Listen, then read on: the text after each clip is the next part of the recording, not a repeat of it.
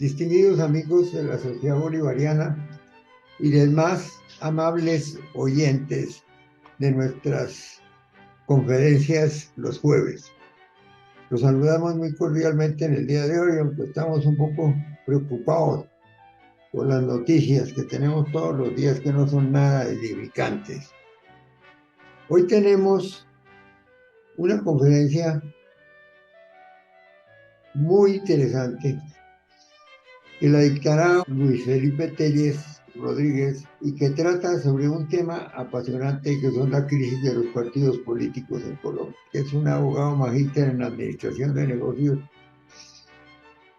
con estudios profesionales en ciencia política y relaciones internacionales, ministro de varias juntas directivas, asesor y litigante con experiencia en asuntos cooperativos y métodos alternativos de solución de conflictos. Es un distinguido conferencista, columnista y autor de varios libros, entre ellos Vocación y Grandeza, apuntaciones sobre la historia de los venados, sobre la historia de la Iglesia en Latinoamérica y Colombia durante el siglo XX, Saludable Memoria, Familiares y Culinarias entre Bugambilas, varias cofrade del número de la Archicofradía Universal del Apóstol Santiago de Santiago, de Compostela, cofrade de número de la Cofradía Colombiana de Curiosos Apóstol Santiago, actualmente presidente y miembro correspondiente de la Sociedad Santanderista de Colombia, actualmente miembro principal de la Junta Directiva y secretario general de la Corporación y miembro del número de la Academia Colombiana de Historia e Ingeniería y de las Obras Públicas, miembro honorario de la Sociedad Bolivariana de Colombia, cofrade de la Cofradía de la Humildad de Santiago de Compostela y peregrino a Compostela por el Camino de Santiago en varias oportunidades, que es un magnífico paseo. Él lo tendremos aquí, pues, en esta conferencia de la crisis de los partidos políticos en Colombia y hay que regalarle el país en general porque estamos en las mismas. Adelante, Luis Felipe. Muchísimas gracias, apreciado presidente de la sociedad.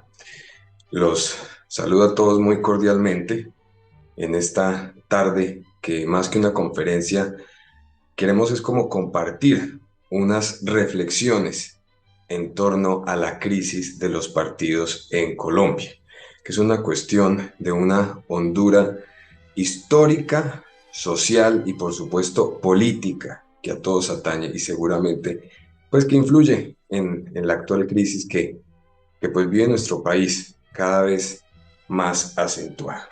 Le agradezco mucho al presidente y a la Junta por esta oportunidad. Excelentísimo señor presidente de la sociedad, don Miguel Santamaría Dávila, dignísimos miembros de la Junta Directiva, ilustrísimos miembros de la sociedad, señores, amigos todos. La historia de la humanidad, lenta en su evolución, pero narrada a vuelo de pájaro, nos retrata a los hombres dispuestos, inicialmente al lado de sus consanguíneos, lo que conocemos como familias, un concepto que encuentra su contenido en el derecho romano y toma fuerza con el establecimiento de la sociedad latina. Aparejado a esto estaban en otros contextos sociales, antiguos por supuesto, las hordas, los clanes, las fratrías, las tribus, que establecidas de forma permanente y con vocación de común destino, sobre todo por una comunidad de lengua, religión y cultura, se fueron forjando como sociedades en las que inevitablemente avino la necesidad de establecer una forma de gobierno que dirigiera los destinos de los asociados y que lograra la satisfacción de sus necesidades o reclamos. Es un poquito el concepto del contrato social.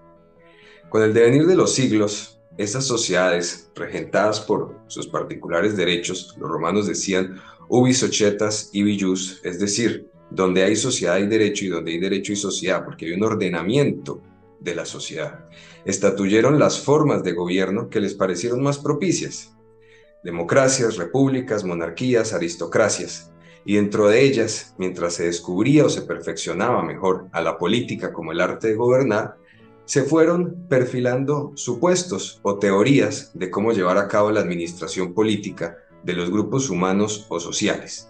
Sus adalides, agrupados en colectividades, se dieron a la lucha de defender intereses comunes desde su óptica y fundar escuelas de pensamiento político. Tales agrupaciones, bosquejos de lo que hoy podríamos conocer como partidos políticos, comenzaron a jugar un papel decisivo a través de la historia, el que en algunos momentos más que otros ha logrado una intensidad capaz de mover las voluntades de inmensos grupos de hombres con las no pocas vicisitudes del fanatismo partidista, que ha cobrado vidas y que ha ganado odios, así como las incontables reivindicaciones de cada sociedad que en cada preciso momento han sido reclamadas. En tanto, el escenario que conforman la política y los políticos, que son dos cosas supremamente diferentes, se ha mostrado fascinante a través de los siglos. El ejercicio del gobierno y de la legislación ha captado la atención de los académicos y los moralistas dentro del debate entre el ser y el deber ser de los pueblos, que se ha manifestado fundamentalmente a través del sufragio y de plazas abarrotadas de personas que gritan a vítores, que han captado la atención de quienes analizan cómo se han relacionado los actores y cómo en medio de las naturales contiendas políticas se ha desarrollado ese peligroso e impredecible juego de la política. Entre otras cosas, como decía el abuelo de Miguel Antonio Caro, la política es como el sermón de la sentencia, siempre resulta uno arrimado donde menos quiere. Claramente, este no es el primer trabajo, la primera reflexión que se realiza sobre partidos políticos y líderes o caudillos. Sin embargo, halla su basamento en dos pilares principales: la vigencia constante de este tipo de estudios y la necesaria reflexión sobre los partidos y los caudillos. En particular, sobre este segundo punto, resulta relevante aclarar cómo no son los caudillos los que giran en torno a los partidos, sino que estos son los que entran en batalla bajo el auspicio de aquellos, es decir, de los caudillos.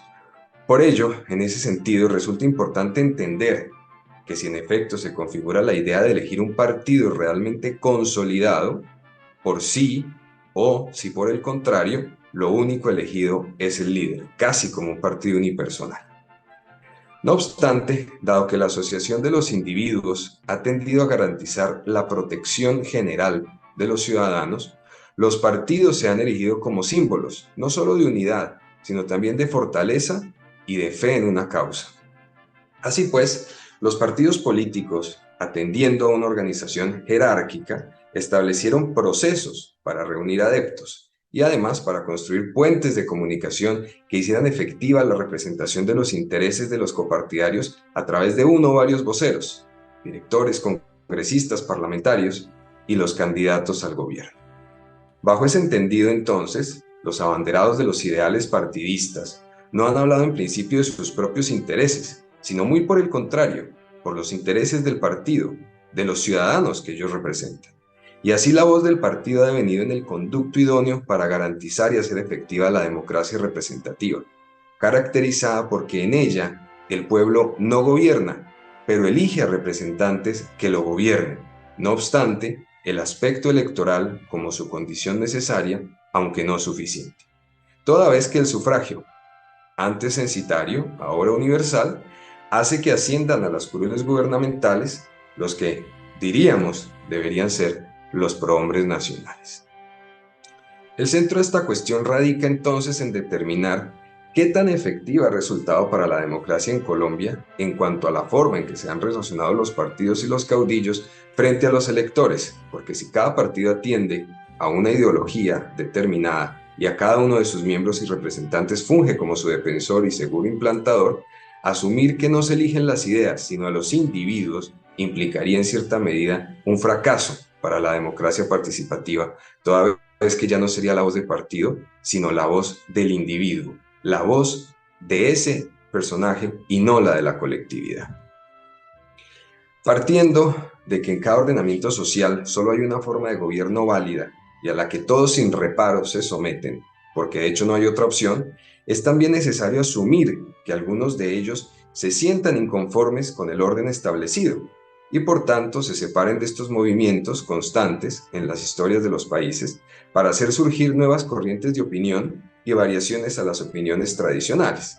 Por ello, si nos vemos enfrentados a un sistema monárquico de corte absolutista, ha ocurrido la rebelión contra la corona. Y si estamos ante un sistema presidencialista, los electores deciden quién es el más capacitado para ejercer el gobierno y por él votan. Esto lo analizaremos más adelante, aunque a veces los hechos nos muestran lo contrario.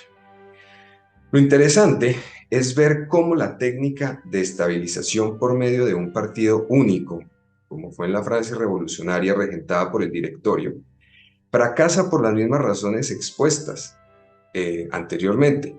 Y dado que la tendencia más claramente establecida es la del voto de mayoría simple que conduce al bipartidismo, nos muestra que allí está la coalición que logra firmarse, a la que sigue un largo periodo de gobierno, a veces autoritario. Porque los múltiples partidos se cristalizan en dos coaliciones, cuya disciplina debe ser fuerte y cuya separación entre ellas es bien tajante. En otras palabras, los adeptos y los disidentes se reúnen para, en vez de neutralizar las fuerzas, balancear los factores de poder a través de dos principales colectividades, una conservadora de derecha y otra liberal o que podemos llamar de izquierda. Colectividades que según el modelo tradicional, independiente pero simultáneamente, canalizan las fuerzas de los sufragantes y las dirigen al imperio de una partidocracia, donde el partido actúa, o al menos debe actuar, en torno a un líder y a través de él implantar sus políticas en el país.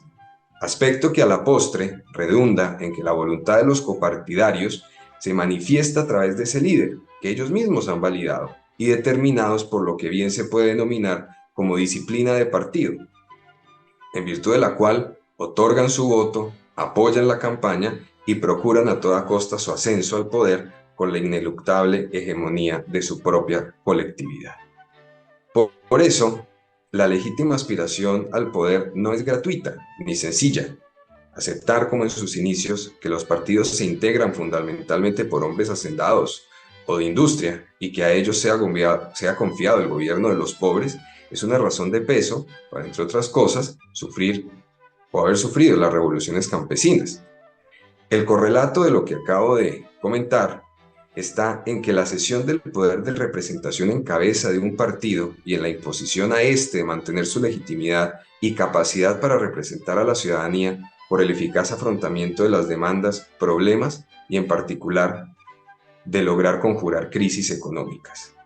Por ello, en el evento de que una colectividad, sea de izquierda o derecha, pierda su habilidad para satisfacer las necesidades de los representados, no solo hará que sea castigada con la decepción de los votantes, sino sobre todo con la ausencia de votos en las urnas y su inevitable relegamiento del poder. Ahora bien, establecido el anterior marco contextual del partido político,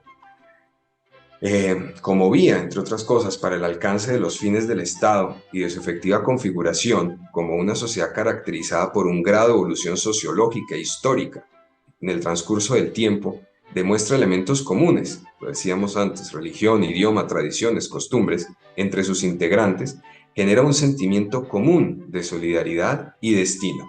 Pero en este momento se debe dirigir obligadamente la mirada al caudillo considerado en sí mismo. Como pasó en algún momento en la historia de España, ¿cierto? Y en otros países, el gobernante es visto como una figura de paternidad. Por eso, muchas veces se saludaron a los gobernantes como esperados, como enviados de Dios. Pero en efecto, como todos sabemos, si el gobernante es deficiente, pues no hay forma para que otros lo ayuden a gobernar por lo que él no puede por sí mismo hacer. Donde no manda una cabeza, no pueden mandar tres o más. El triunvirato, el decemvirato son ejemplos históricos fallidos de tal intento. Y el pueblo, aturdido por la incompetencia de un gobierno que, como he señalado, sin implicar su indiferencia, no da respuesta a las necesidades y demandas, reclama una especie de salvador, de libertador, que logre sacarlos de esa especie de opresión. Y de esta manera, el caudillo, que realmente se proyecta, se hace una especie de dictadura, reviste la nueva imagen del gobierno con una especie de estampa mesiánica. Y dado que el caudillo está amparado en la esperanza del pueblo, de un pueblo que, entre otras cosas, tiene necesidades básicas que han sido insatisfechas por el Estado, revela un doble espíritu. Como dictador, reta al gobierno y como presidente, anhela el poder total. Fijémonos en esto. El caudillo quiere como dictador retar al gobierno, es decir, su campaña política se parapeta en criticar al gobierno de turno y después, cuando puede presentarse, quiere lograr el poder para tenerlo en totalidad. Ese caudillo busca la manera de integrar ideas comunes, que son las necesidades de todos: alimento, vestidos, servicios públicos, etc., en vez de comulgar con una afinidad ideológica o doctrinaria, de manera que sus propuestas no riñan con ningún partido y todas las colectividades no tengan otra solución que apoyar, sobre todo por conveniencia. Sin embargo, ante la crisis de las fuerzas tradicionales, el caudillo debe mostrarse constante y proveerle seguridad a sus gobernados, pues no hay nada más contraproducente que el arrepentimiento del caudillo en su campaña frente a sus seguidores, habida cuenta de que su imagen, la que debe revestir fortaleza, debe mostrarse siempre veraz y definitiva. Un líder aguas tibias, digámoslo así, es funesto para un país. Baste recordar, por ejemplo, cuando en Perú Vargas Llosa, que había fundado el Movimiento Libertad, se perfiló como líder político y ante la inminente amenaza de los primeros candidatos independientes fuera de la alianza para las elecciones del 90, tendió a retirar su candidatura a la presidencia para luego retractarse y a la postre ver su derrota electoral. Pero además es peor aún la situación de aquel caudillo que, destinado a sacar al país de su rezago económico y revestido con el peso de todo un partido, porque lo que no pudo hacer la colectividad imperante debe hacerlo él por sí solo, o al menos eso es lo que le presenta a la ciudadanía, implementa políticas de viraje con la generación de una masiva ola de espontáneas protestas, alimentadas por el sentimiento de indignación ante las nuevas políticas instauradas que, en su momento, según su dicho, sumieron al país en la más profunda recesión y en la hiperinflación.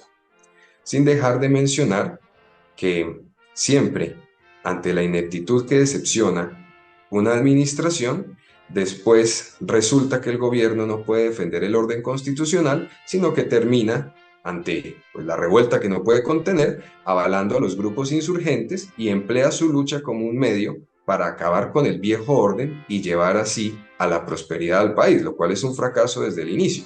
Tal como fue en su momento, para la misma Francia, los buenos indicios del crecimiento con el poder de un sector de la burguesía que, aunque hostil, quería acabar con las cadenas del régimen anterior. Ahora, claro está que todos los gobiernos que ascienden con la promesa de una revolución que cambie la realidad imperante en la sociedad buscan eliminar a los gobernantes arbitrarios, pero en el fondo ellos son arbitrarios. Sustituir el régimen arbitrario por otro justo y racional, el que ni siquiera ellos logran hacer porque precisamente quieren controlar el poder, y lograr que el pueblo participe en la constitución de los regímenes. Esto es una gran mentira, porque todo lo contrario, lo que buscan es el engaño para poder perpetuarse en el poder. Y el caudillo, que es consciente en el marco de una sabiduría del gobierno, que debe ser respetuoso de los dogmatismos sociales, al menos en la apariencia, no solo de lo religioso, sino también de la concepción clasista, para tener la seguridad del estatus en que se han conservado ciertos individuos desde antaño. Un líder prometedor de un nuevo gobierno afirma que bajo su autoridad las élites seguirán atendiendo a sus modos de vida y no sufrirán detrimento en su patrimonio, con lo cual piensa asegurarse el poder. Incluso, al lado de prometer posibilidades de progreso para los industriales y empresarios, cierta las bases de una democracia estática, que reasegura su éxito en el poder de cohesionar la antagonía de los distintos sectores sociales y, antes que apatía, buscar el favoritismo general. Pero todo con un único objetivo: satisfacer sus propios beneficios. El respeto a las verdades sociales le sirve para apalancarse, pero solamente para ascender al poder, no para una verdadera lucha efectiva.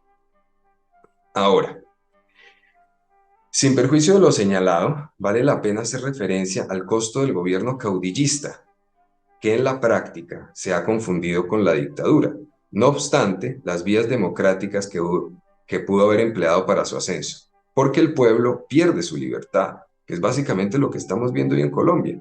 En otras palabras, la relación de los gobernados con la autoridad consiste en aceptar la restricción de sus libertades. La dictadura entonces, disfrazada democrática, hace desvanecer el concepto de la ley objetiva, rechaza violentamente los ideales humanitarios y pierde toda noción de igualdad humana.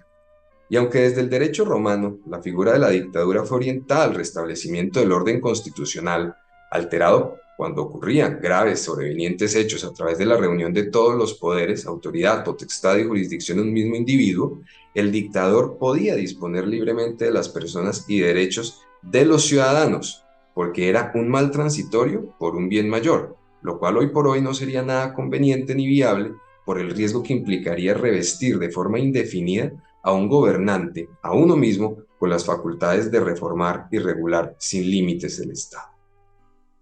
Les comentaba anteriormente que el esquema de gobierno republicano por definición trae consigo el sistema de partidos, uno de derecha y otro de izquierda. Hasta el final de la vigencia de la Constitución del 86, la dialéctica partidaria en Colombia se mantuvo sin mayores variaciones. Luego, con la promulgación de la Constitución del 91, la apertura al sistema pluralista hizo evidente la decadencia de los partidos políticos en nuestro país.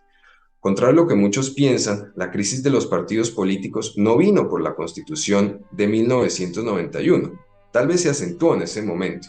Esta crisis de los partidos fue consecuencia, ante todo, del Frente Nacional, que aunque inspirado por ideales nobles y que realmente ayudó al país, entre otras cosas, con la alternancia de los partidos en el poder y con la repartición de los cargos públicos por igualdades proporciones para garantizar la paz, hizo ingresar el clientelismo a Colombia por la sencilla razón de que no se necesitaba ser capaz para desempeñar un oficio estatal, sino sencillamente pertenecer a un partido determinado para lograr asegurar, y digámoslo así, llenar un sistema de cuotas que a la postre debilitó las mismas colectividades y al mismo Estado colombiano.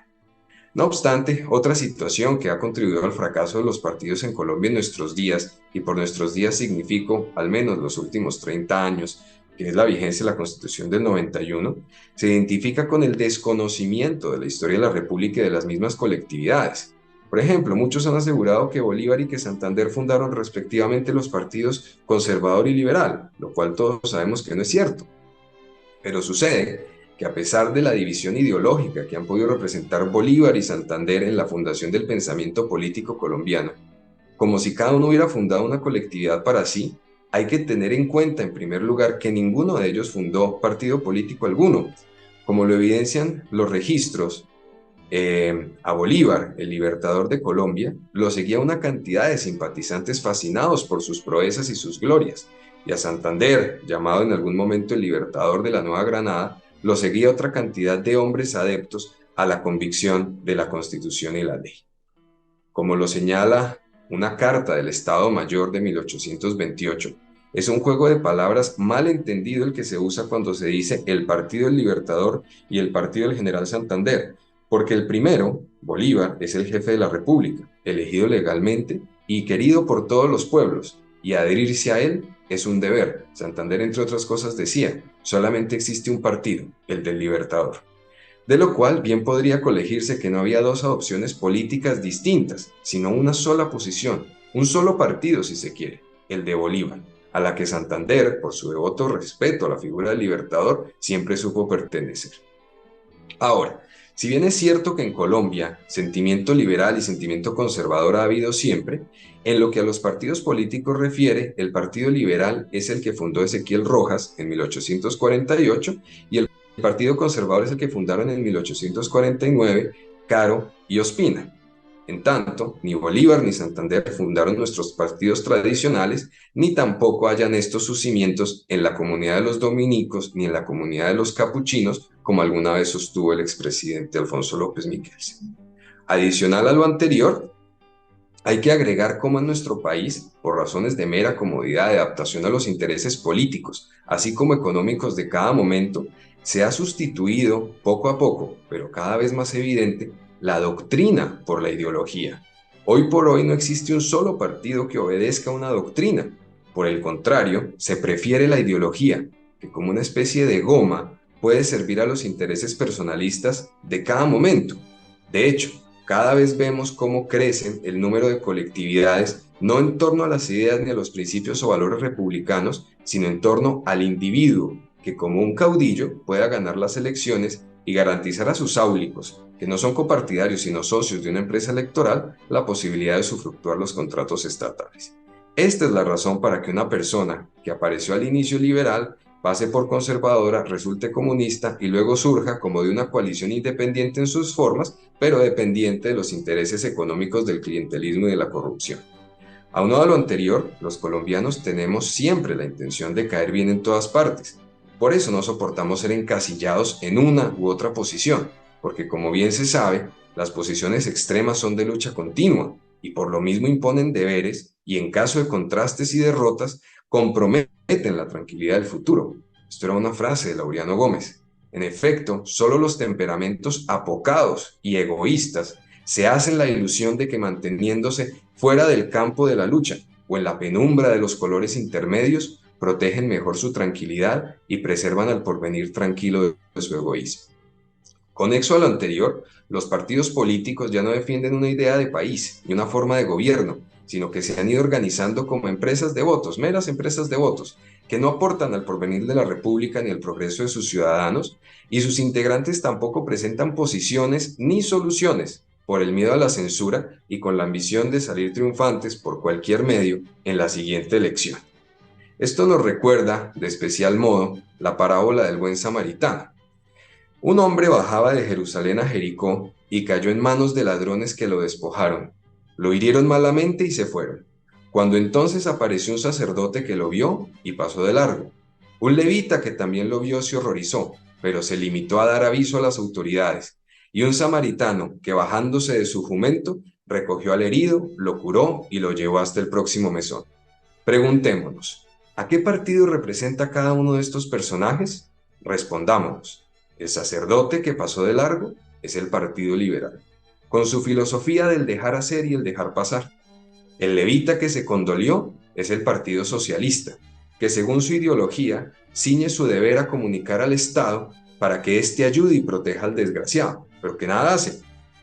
Finalmente, el buen samaritano es el conservatismo, que aunque no practique siempre, cree firmemente que su deber es bajarse del jumento y atender personalmente al herido.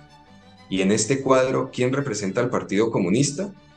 Es el Partido Comunista el que está representado por el ciudadano herido, que insulta a todo el mundo y habla de injusticia, pero que poco trabaja por superarla.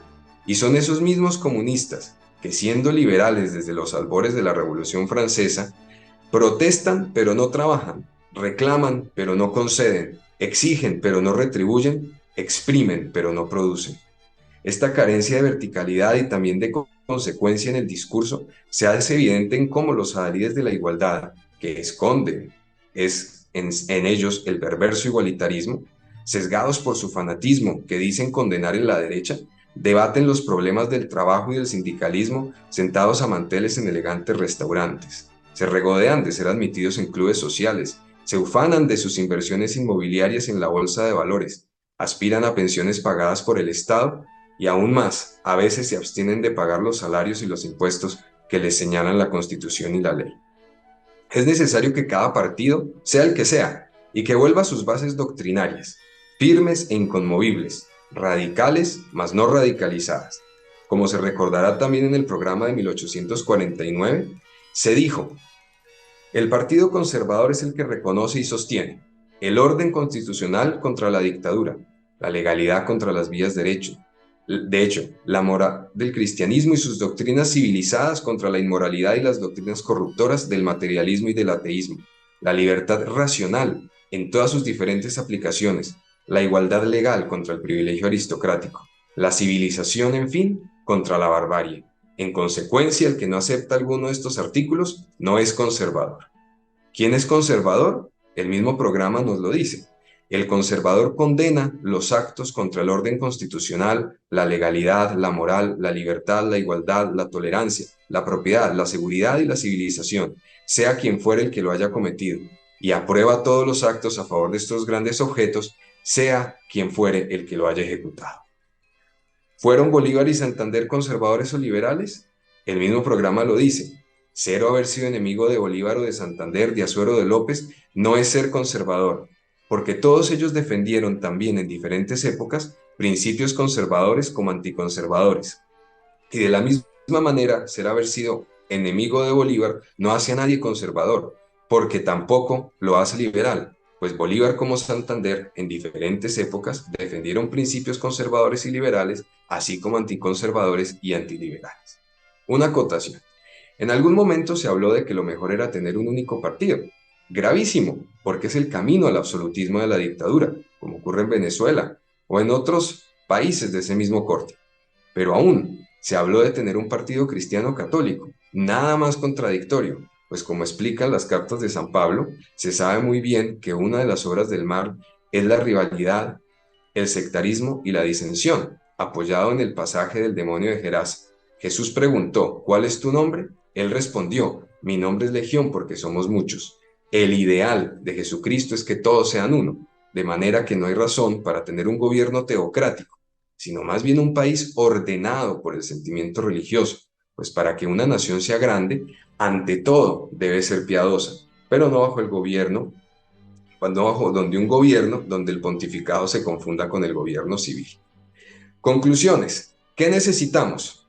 Primero, el desligamiento del caudillismo, pues el descanso del caudillo, del dictador en el poder, o la alternancia de un partido por otro en el tiempo, luego de un próspero gobierno, logra una razón adicional para apoyar la tesis de que no debe haber caudillos mesías, porque si bien la reelección de un gobierno ha sido el temor de los pueblos que han sufrido la dictadura y que desean evitar su perpetuación, también ha sido una herramienta para alimentar los anhelos de una segunda parte que en la práctica ha defraudado a los electores. Segundo, necesitamos partidos políticos fuertes, preferiblemente que sean solo dos, para agrupar a todas las corrientes. No puede ser que, como ha pasado en Colombia recientemente, parezca que hay más candidatos y partidos que electores. Necesitamos colectividades caracterizadas por listas cerradas, que representen los mejores candidatos y que eviten la confusión, directorios consecuentes, veedurías de ética efectivas y miembros educados en el buen gobierno, no en la burocracia, el clientelismo, las cuotas y las componentes.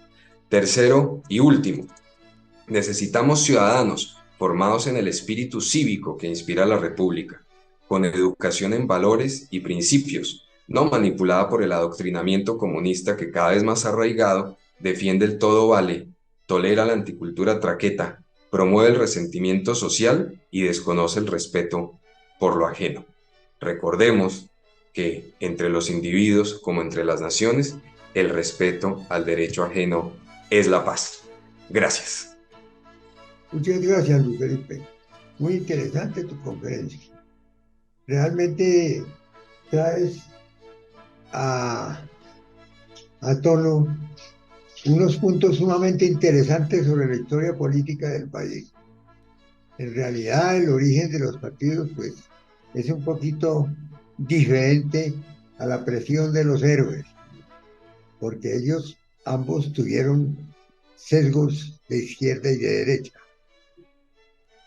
Los partidos los fundaron, por ejemplo, el conservador, cuando Caro y Ospina hicieron su pronunciamiento. El Partido Liberal, pues, con Benjamín Herrera. En todo caso, ambos hicieron una etapa muy importante y trascendente en la historia del país, que después se abandonó y que naturalmente ha tenido consecuencias funestas como las que estamos viendo en este momento, que hay más de 50 partidos políticos en el país, lo que indica que esto se volvió pues un caldo de cultivo para toda clase de ingenios. De manera que muy agradecido por tu conferencia, ha sido muy interesante. Es motivo para todos nosotros de análisis y de recordatorio, y yo creo que ha caído muy bien entre los oyentes. Te agradezco mucho. A Ahora ti, Miguel. quiero invitar a los amables presentes a que nos den sus opiniones. invito a que nos traigan alguna luz.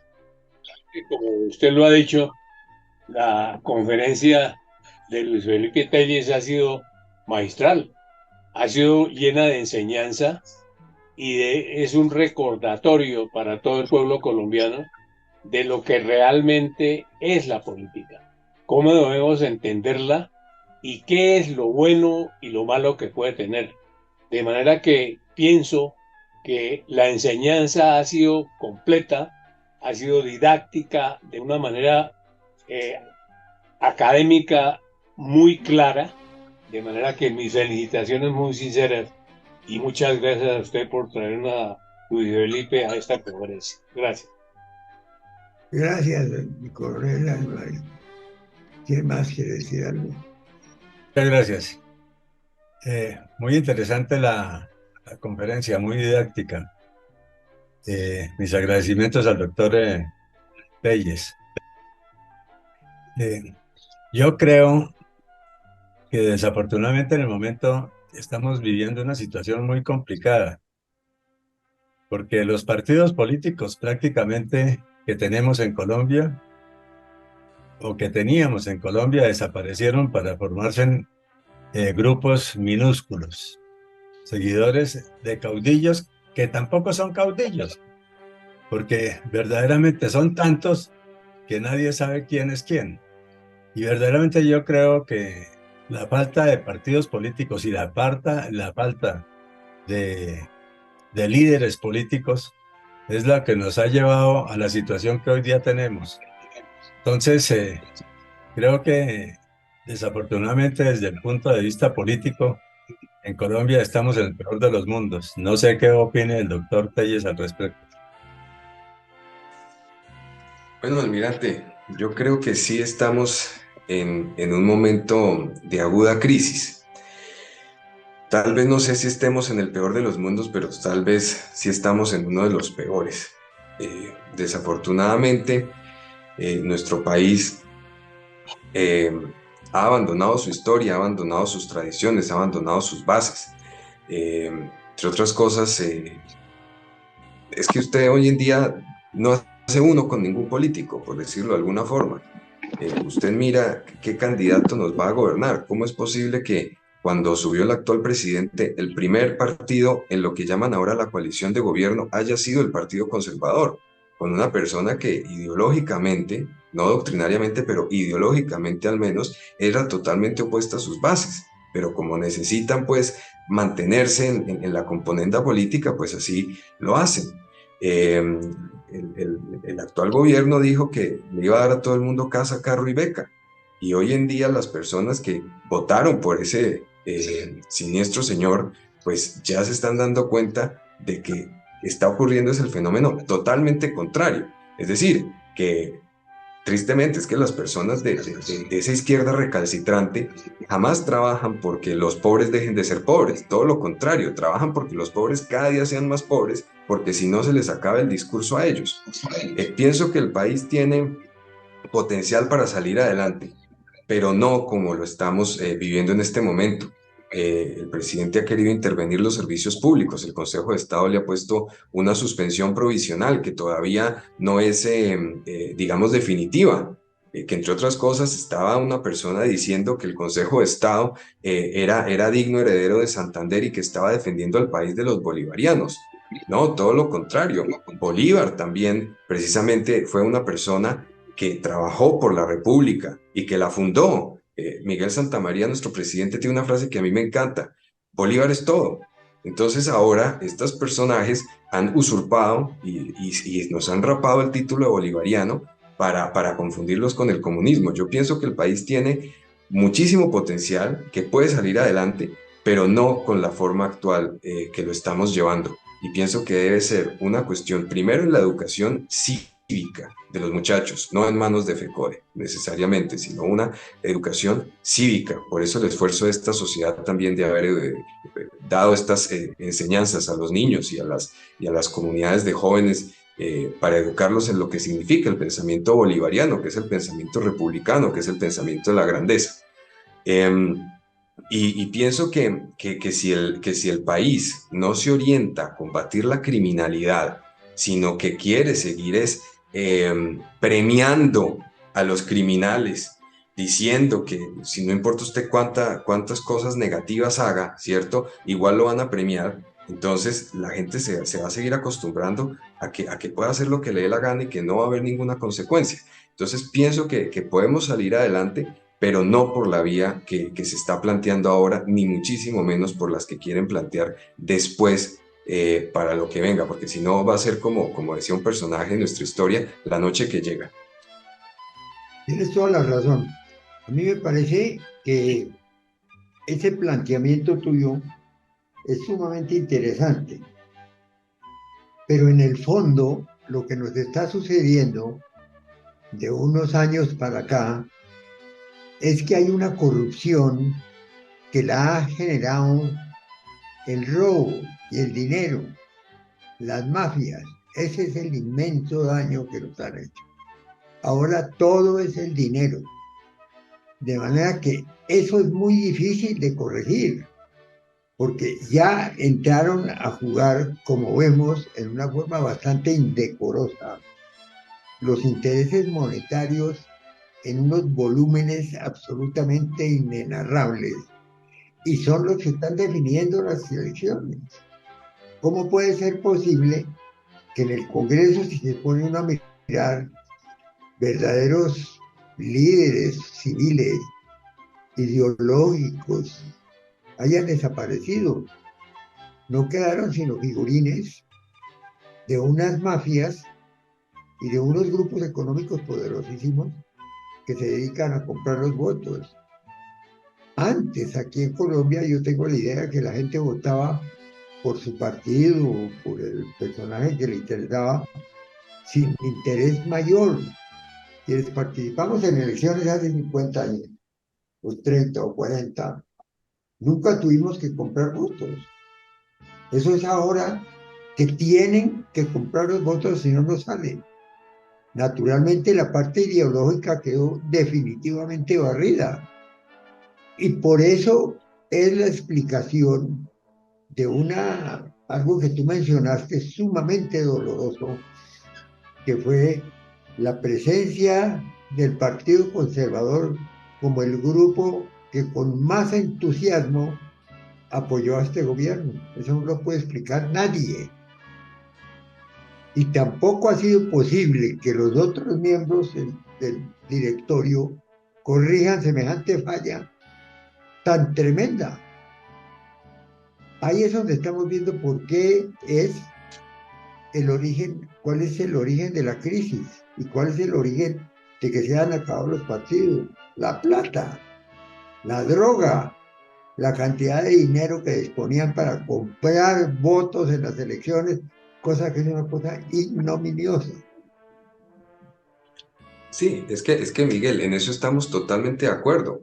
Es que antes los partidos vendían una idea de país y decían, mire, el Partido Conservador quiere un país de esta forma y el Partido Liberal quiere un país de esta otra forma. Y así se miraba la cuestión. Hoy en día no, hoy en día los partidos son unas empresas de votos que están preocupados por la recompra, es decir, por la compensación en dinero que les dan por los votos que lograron. Es que eso es absolutamente indecente.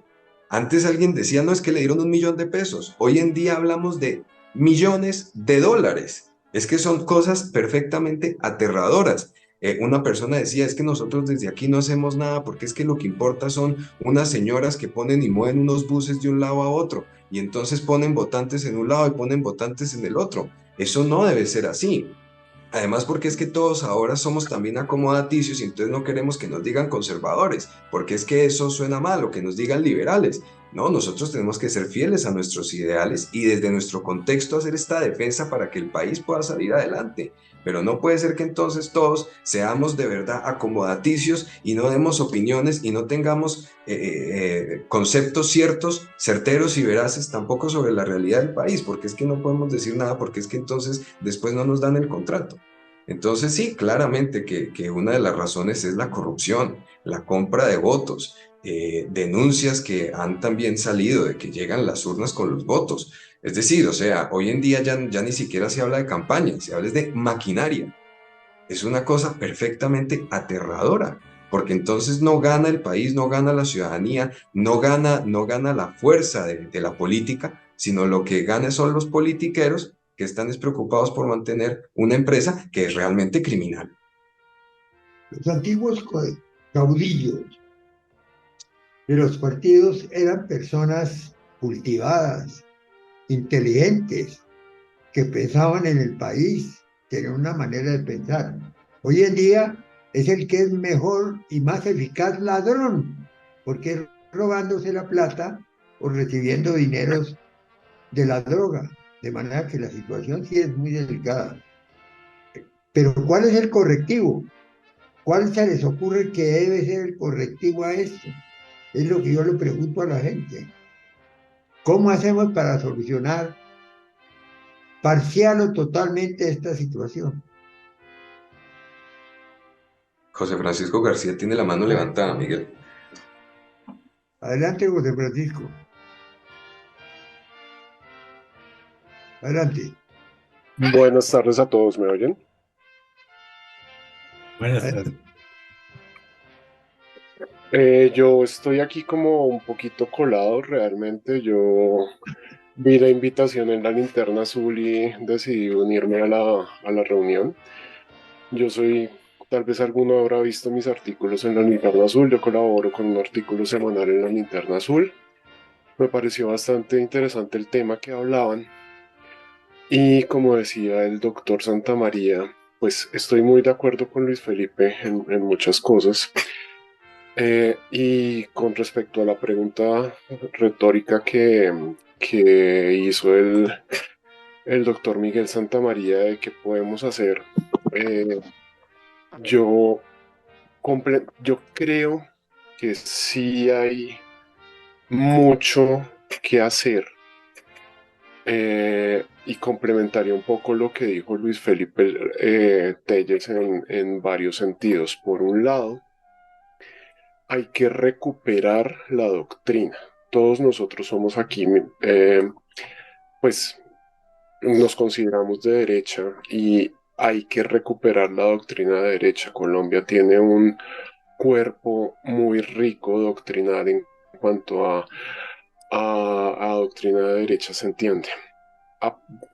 Ese sería el primer punto, la recuperación de la importancia de la doctrina. El segundo punto, directamente ligado con él, es la reconstrucción de un partido de derecha, que puede ser el Partido Conservador o puede ser, en últimas, el Partido Conservador tiene una historia muy rica, pero desgraciadamente, como señaló Luis Felipe, como señaló el doctor Santamaría, como señaló una persona antes que no recuerdo su nombre, creo que fue el señor Gentil, el Partido Conservador ha sido destruido porque por un lado se dejó de lado la doctrina y por el otro lado entraron una serie de personas que lo ven, como muy bien lo dijeron, como una empresa electoral y politiquera. Entonces hay que reconstruir un partido, y un partido de derecha real. Yo sinceramente, y creo que voy a despertar un poco de polémica con lo que le voy a decir, yo creo que el Partido Conservador fue bueno en cumplió su función, pero yo creo que ya está más allá de toda posible redención. Yo no creo que sea posible darle la vuelta a ese proceso de decadencia interna que tiene el Partido Conservador. Entonces, el segundo punto sería ese, la reconstrucción de un partido de derecha real. El tercer punto relacionado directamente con los dos anteriores sería la formación política de los miembros del partido, porque eso es muy importante. La gente, obviamente los politiqueros no son políticos y los politiqueros no tienen una formación política. Y por ende todos esos politiqueros son los responsables de esto. Necesitamos un partido con una doctrina, un partido real y un partido cuyos miembros sean formados políticamente. Y ahí sí todos tenemos que contribuir en eso. Y cuarto punto, la vocación de poder. Si no, el fin último del partido político debe ser la obtención del poder político, así de simple. Si no hay vocación de poder, hay un vacío de poder, que es lo que fue uno de los factores del triunfo de la dictadura que tenemos en este momento. Ahora ya para finalizar y como un comentario, digamos, suelto, yo no creo que el caudillismo o el principio del liderazgo en últimas sea algo malo per se. Yo creo que lo malo son los malos líderes. Entonces, el liderazgo está bien, tener líderes está bien, lo que es malo es tener caciques, por decir, o caudillos, que realmente su única aspiración y su única, por decirlo así, su única fin en la vida es simplemente llegar a un puesto de poder político, no para hacer, sino para repartir contratos y para ganar un sueldo mejor. Y en últimas, muchos de estos caudillos realmente lo que buscan es una movilidad socioeconómica y ven la política como un medio de movilidad socioeconómica y no están ahí para lo que debería ser la política. Bueno, muchas gracias. Muchas gracias. Tu opinión muy interesante. Mira, Miguel, quisiera agregar un detallito ahí. Yo pienso que en la parte macro, en cuanto a soluciones, porque claro que hay que proponerlas y mejor que proponerlas es lograrlas, ¿no? Pienso que sí se debe volver a las listas cerradas en los partidos. Esta cuestión de andar con votaciones nominales ha sido totalmente desastrosa, porque lo que se necesita es lograr que la mayoría de los votos por el cociente logren dar una mayoría. Ahorita entonces se controlan las mayorías según el número de individuos que hay en el Congreso y eso no puede seguir. Segundo, hay que tener leyes que refuercen los requisitos para fundar un partido. Hoy en día cualquier persona con 3 o 4 requisitos muy sencillos, con unas firmas, ya tiene la forma de hacerse elegir.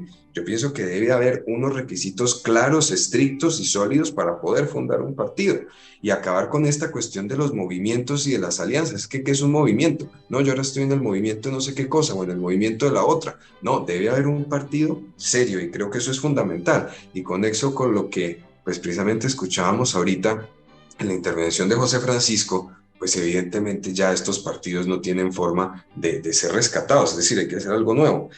Pero, por ejemplo, el partido de derecha, me muero de la pena, pero no puede ser salvación nacional, entre otras cosas porque el manifiesto conservador nos dice que el conservador no tiene a ningún hombre por modelo. O sea, no puede ser que sigamos ahí diciendo que es de derecha estar bajo la sombra de Álvaro Gómez Hurtado. No, él fue un hombre muy importante del conservatismo, pero tenemos es que hablar de conservatismo, no de individuos. Y pienso que en definitiva habrá que darle una solución al tema de la droga y el narcotráfico que sea definitiva, porque si no vamos a seguir en esta misma dialéctica perversa. Oscar Monroy pide la palabra, Miguel. Gracias, doctor Miguel. Luis Felipe, excelente. Me gusta. Has tocado uno de los puntos que a Colombia le gusta mucho, la política. Pero resulta que y me pongo yo como ejemplo porque no quiero herir susceptibilidades, no quiero aspirar a través de ningún partido a un cargo que la Constitución de 1991, antes se votaba por presidente nada más, ahora se vota por lo que usted quiera, alcaldes. Y resulta que me consigo un listado y pido firmas. ¿Quién me respalda mi pensamiento político? Nadie. Entonces yo logro el número de firmas o porque los invité a desayunar, o porque, etcétera. Y resulta que hay otro edulcorante, que es que aparecen el dinero. ¿El dinero de dónde proviene? Generalmente de cosas ilícitas, de una cosa que se llama delito. Y yo le pregunté una vez a un amigo jurista, y por tomarme el pelo, me dijo, le pregunté, ¿qué es delito?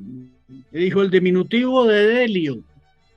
Y resulta que en ese orden de ideas, alguien que termina, por ejemplo, en Medellín de su labor como alcalde, tiene un nuevo partido.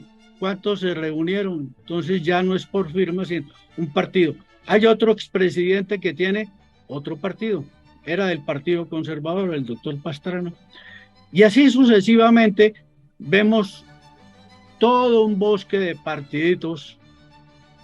Y hay una cosa muy sabia. A veces los árboles no dejan ver el bosque. Bueno, ¿y ustedes qué proponen? Se está teniendo en cuenta, como mencionaron, empresas que mueven mucho dinero, contratos que se dan, antes era dedo, se llamaba dedocracia, ahora resulta que el que más me ayudó, ese se gana el contrato, etcétera. Entonces viene como consecuencia de eso el despilfarro, y hay una cantidad de cosas que se hacen en Colombia y que los periodistas le han dado un nombre, aunque nosotros no tenemos ese animal aquí, elefante blanco. Y eso hay escuelas, hay escenarios deportivos, etcétera, que ni los terminan ni nada, como le pasó a Ibagué, que iba a hacer unos juegos y bueno, eso se enredó, etcétera, etcétera, etcétera. Entonces, en la crisis nuestra es por falta de educación.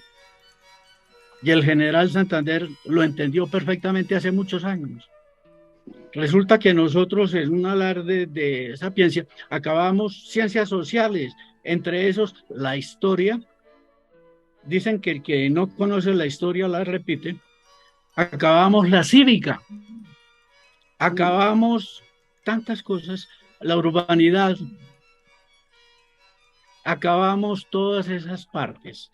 Entonces, los partidos políticos es para hacer cosas cívicas, para ayudarle a quién, a la gente. Y cada vez veo más a un padre que vino aquí a Colombia en el año de 1957. Se llamaba Louis Joseph Lebré, el padre Lebré, y dio un informe para esa época que había una gran descompensación en el país.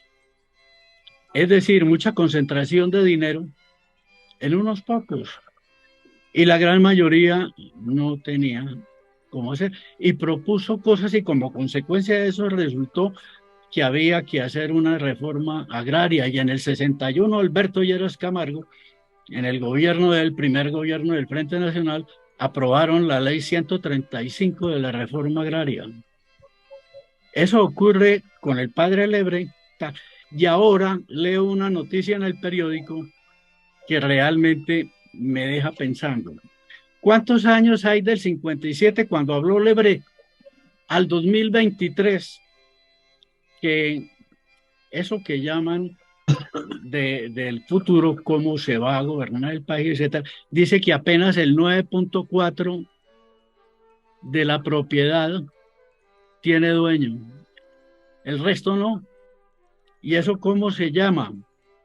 Es lo mismo que Lebré le dio en su momento. Claro que las cifras de Lebré era 7.2, los dueños del 85% del territorio nacional. Ahora ya son 9.4. Hemos progresado en estos años de 7.2 a 9.4. Eso es un avance. Pero el problema sigue, porque una de las cosas que tiene el país es la falta de propiedad. Puede tener posesión, que posesión es una cosa diferente a propiedad. Y todo basado en el problema que el general Santander vislumbró hace muchos años, el analfabetismo. La gente no puede tener propiedad porque no sabe leer ni escribir y no puede firmar una escritura. Y eso pasa en el medio rural. Tenemos 256.000 veredas. Y yo reconozco que en la parte urbana tenemos doctores, postdoctores, maestros y toda esa cuestión. Y en el campo tenemos todo lo contrario, un analfabetismo rampante. Y ese problema es el que nos tiene sumidos, en este caso, en todas estas cosas. Porque por ese analfabetismo no puede firmar, no sabe firmar. No, para él es una cosa que no sabe esa escritura para qué sirve, ni mucho menos. Entonces muere, pero no tiene herederos, porque como no tenía propiedad, y entonces la propiedad, me remito otra vez al padre Lebret. Yo soy muy amigo de la sociología del padre Lebret, economista francés de la comunidad dominica de allá. Vino aquí a Colombia y lo trajeron y realmente bien vale la pena tener en cuenta que el analfabetismo es parte de este gran problema. Nos olvidamos del hombre. Tenemos mucha legislación, muy bonita, me gusta, me fascina, pero no soluciona porque esa legislación no hace propietarios. De todas maneras, ha sido una conferencia sumamente interesante porque ha producido un fenómeno muy interesante y es el del golpe de pecho. Es decir, claro, lo que pasó es que le hemos embarrado todos. Este es un país que se está disolviendo a base de que cada cual dice lo que quiere y no se somete a nada. Y lo peor de lo peor, es un país que comenzó a ser dominado por la droga. Es que la droga tiene mucho más poder de lo que uno se imagina. Cuando le dicen a uno cuánto vale teóricamente la cocaína que están exportando, ese es un presupuesto que es superior al del gobierno. Y resulta que entonces eso está influyendo en una forma increíble en el país. Nos robaron las leyes, nos robaron la inteligencia, nos robaron todo y quedamos en manos de los fiscos esos que son los que manejan la droga. Normalmente son unos hombres, unos aventureros, ignorantes, ambiciosos y sobre todo ladrones. De manera que esa es una situación muy preocupante para el país. Es la más terrible de todas, que hemos perdido el sendero. La gente se salió del sendero y comenzó a caminar cada uno por su cuenta. Muy grave, muy peligroso. La perspectiva que se está presentando no es la mejor. Y por eso es que estamos viendo lo que vemos. Muchas gracias a todos por su presencia en el día de hoy. Ha sido muy interesante la conferencia del Felipe Telles. Nos abrió el camino para unas ideas y divergencias y sobre todo para hacer recuento de muchas cosas que debíamos tenerlas con más frecuencia. De manera que con esto los invito para que el próximo jueves tengamos la conferencia de José Antonio Salazar sobre el encuentro de Guayaquil. Que tengan una feliz tarde. Gracias, presidente.